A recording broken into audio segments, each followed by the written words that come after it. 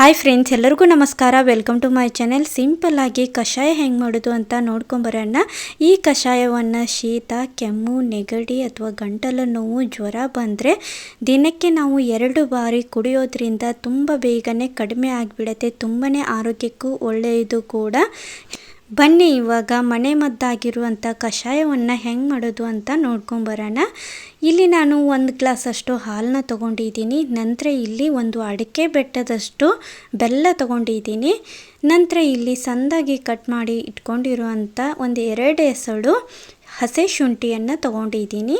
ಅರಿಶಿನ ಪುಡಿ ಒಂದು ಅರ್ಧ ಟೇಬಲ್ ಸ್ಪೂನಷ್ಟು ಅರಿಶಿನ ಪುಡಿ, 2 ಏಲಕ್ಕಿ, 2 ಚಕ್ಕೆ, 4 ಮೆಣಸುಕಾಳು, 4ರಿಂದ 5 ಲವಂಗ, ಹಾಗೆ ಒಂದು 10ರಿಂದ 12 ತುಳಸಿ ಎಲೆಯನ್ನು ತೊಗೊಂಡಿದ್ದೀನಿ.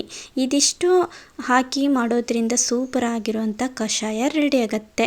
ಇವಾಗ ಗ್ಯಾಸ್ ಹಚ್ಚಿ ಒಂದು ಸಣ್ಣದಾಗಿರುವಂಥ ಪಾತ್ರೆನ ಇಟ್ಕೊಂಡೆ. ಪಾತ್ರೆ ಸ್ವಲ್ಪ ಬಿಸಿ ಆದಮೇಲೆ 1 ಗ್ಲಾಸಷ್ಟು ಹಾಲನ್ನ ಹಾಕ್ಕೊಂಡೆ. ಅದೇ ಗ್ಲಾಸು ಅಂದರೆ ನಾವು ಹಾಲನ್ನ ಯಾವ ಗ್ಲಾಸಲ್ಲಿ ತೊಗೊಂಡಿರ್ತೀವಿ ಅದೇ ಗ್ಲಾಸ್ ತಿಂದರೆ 1 ಗ್ಲಾಸಷ್ಟು ನೀರನ್ನ ಹಾಕ್ಕೊಳ್ತಾ ಇದ್ದೀನಿ. 1 ಗ್ಲಾಸು ಹಾಲು, 1 ಗ್ಲಾಸು ನೀರು ಬೇಕಾಗತ್ತೆ. ನಂತರ ಇದನ್ನು ಸ್ವಲ್ಪ ಸಣ್ಣ ಉರಿ ಇಟ್ಕೊಂಡು ಕ್ಲೋಸ್ ಮಾಡಿಟ್ಟಿದ್ದೀನಿ. ಹಾಲು ಸ್ವಲ್ಪ ಚೆನ್ನಾಗಿ ಕುದಿ ಬರಬೇಕು ನೋಡಿ. ಇವಾಗ ಸಣ್ಣದಾಗಿ ಕುದಿ ಬರ್ತಾ ಇದೆ. ಒಂದು 5ರಿಂದ 10 ನಿಮಿಷ ಹಾಲು ಕುದಿಬೇಕು. ಇದು 10 ನಿಮಿಷ ಕುದಿಯೋದ್ರೊಳಗೆ ನಾನಿಲ್ಲಿ ಹಸಿ ಶುಂಠಿಯನ್ನು ತೊಗೊಂಡಿದ್ದೀನಿ ಅಲ್ವಾ, ಅದನ್ನು ಸ್ವಲ್ಪ ಜಜ್ಜಿ ಇಟ್ಕೊಳ್ತಾ ಇದ್ದೀನಿ. 1-2 ಎಸಳಷ್ಟು ಹಸಿ ಶುಂಠಿ ಹಾಕೋದ್ರಿಂದ ಆರೋಗ್ಯಕ್ಕೆ ತುಂಬಾ ಒಳ್ಳೆಯದು. ಇದನ್ನು ಸ್ವಲ್ಪ ಜಜ್ಜಿ ಪುಡಿ ಮಾಡಿ ಅದೇ ಪ್ಲೇಟ್ ಒಳಗೆ ಹಾಕಿಟ್ಕೊಳ್ತಾ ಇದ್ದೀನಿ.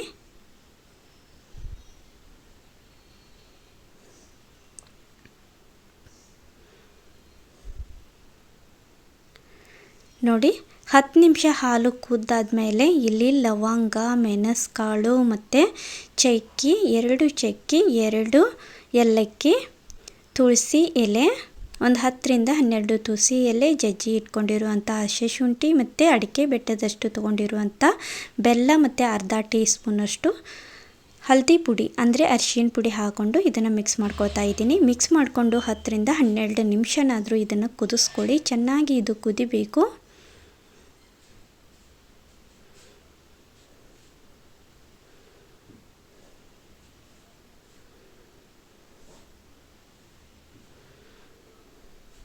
ನೋಡಿ, ಹೀಗೆ ಇದನ್ನು 10ರಿಂದ 12 ನಿಮಿಷನಾದರೂ ಕುದಿಸ್ಕೊಂಡ್ರೆ ತುಂಬಾ ರುಚಿಯಾಗಿರುವಂತಹ, ಆರೋಗ್ಯಕವಾಗಿರುವಂತಹ, ಮನೆಮದ್ದಾಗಿರುವಂತಹ ಕಷಾಯ ರೆಡಿ ಆಗುತ್ತೆ. ತುಂಬಾ ಈಸಿ ಕೂಡ, ತುಂಬ ಆರೋಗ್ಯಕ್ಕಂತೂ ಒಳ್ಳೆಯದು.